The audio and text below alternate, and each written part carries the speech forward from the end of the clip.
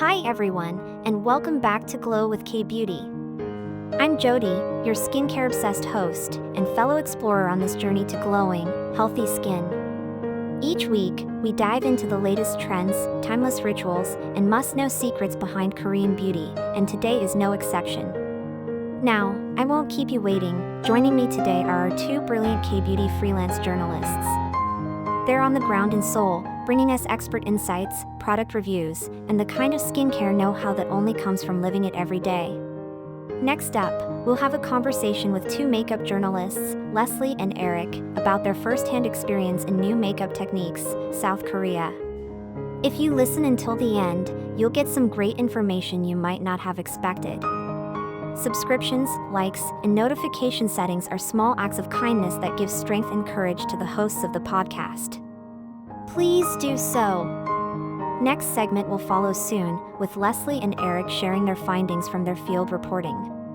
Stay tuned. Let's get into it. Welcome to another episode of Glow with K-Beauty. Today, we're diving into something simple, yet powerful, the daily habits that lead to healthy, glowing skin. It's not always about expensive products. It starts with the basics, cleansing your face every night, using a gentle exfoliator once or twice a week, and never skipping your SPF even on cloudy days. Hydration is key, not just with moisturizers, but with water. And don't forget sleep. Your skin heals best when you rest. In this episode, we'll talk about small changes with big impact, the kind that helps you build a routine you can actually stick with. Let's glow, one habit at a time. Okay, so think about this. What if a lot of the things you do every day for your skin, things you think are helping, are actually, well, making things worse? That's exactly what we're diving into today. We're looking at some, honestly, quite surprising insights from a dermatologist. Yeah, insights about everything from washing to why our skin behaves the way it does. We've pulled out the key ideas from this really illuminating interview. It was originally on the EOOYO YouTube channel. Right, and it offers these direct, no-nonsense truths about skin health, stuff that really goes against the grain of, common advice. Definitely challenges conventional wisdom. So get ready for maybe a few aha moments, things that might make you rethink your whole bathroom routine, basically give you a shortcut to being genuinely well-informed about your skin. Let's start with what the expert calls the #1 skincare myth. It's a big one. Okay, lay it on us. What is it? It's this widespread belief about exfoliation. Removing dead skin cells. Oh, yeah, everyone talks about that, especially for smooth makeup, right? Exactly. That's the common idea, particularly if you wear makeup. But the expert says this is like a fundamental misunderstanding of how our skin actually works, how it protects itself. A fundamental misunderstanding. Wow.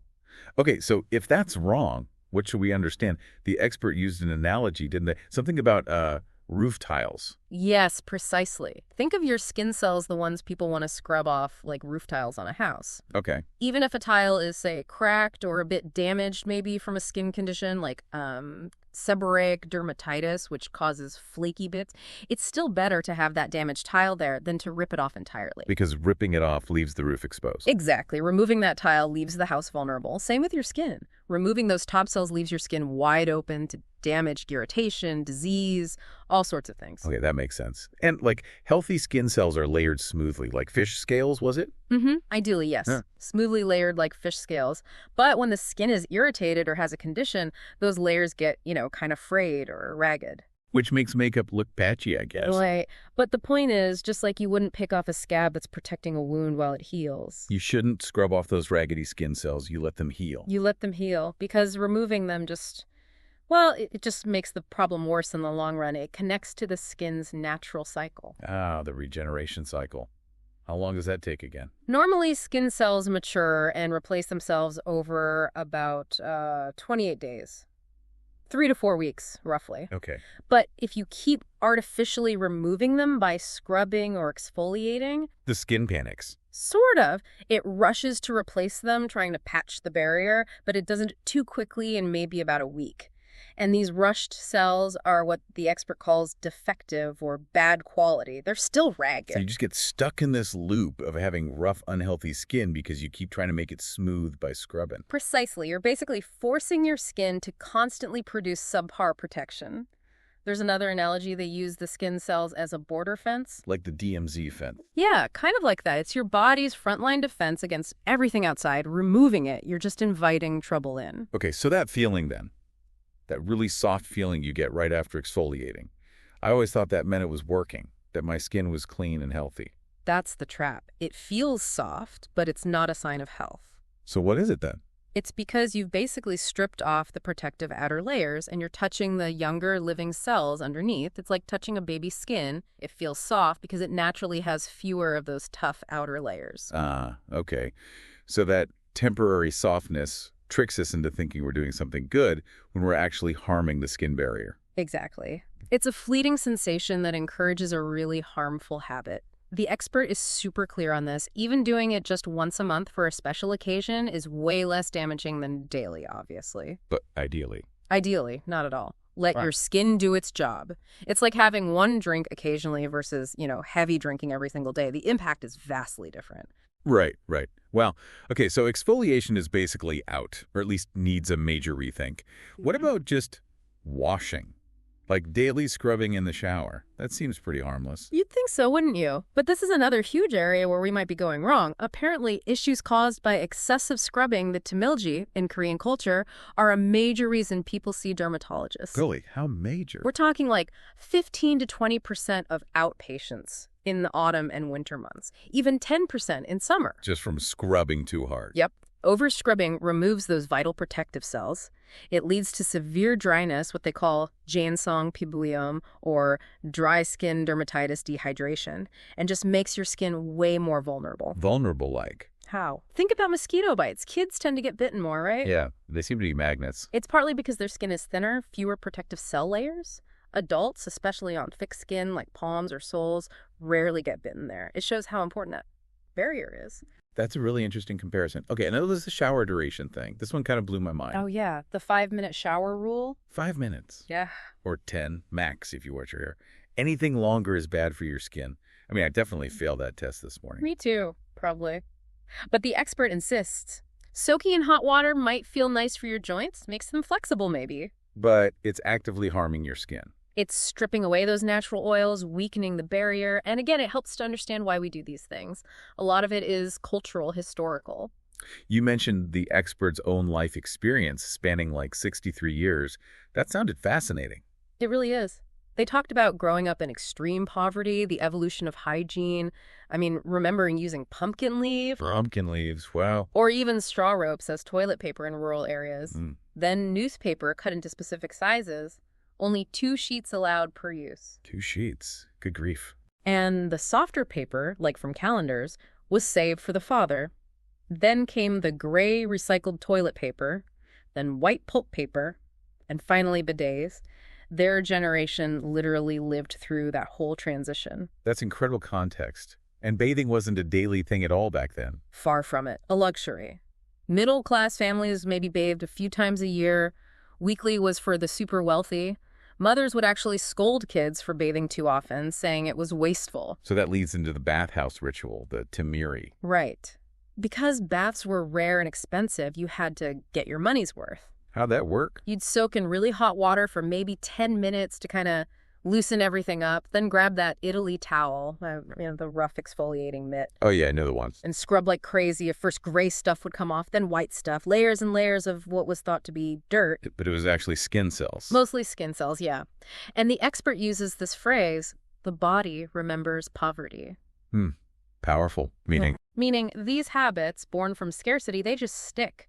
Even when we have daily showers at home, people still scrub aggressively because that's what they learned, that's what felt clean or like they were doing it properly. So it's like smoking for 20 years. The damage adds up over time, even if you don't notice it day to day. Exactly. And the glasses analogy really drives it home.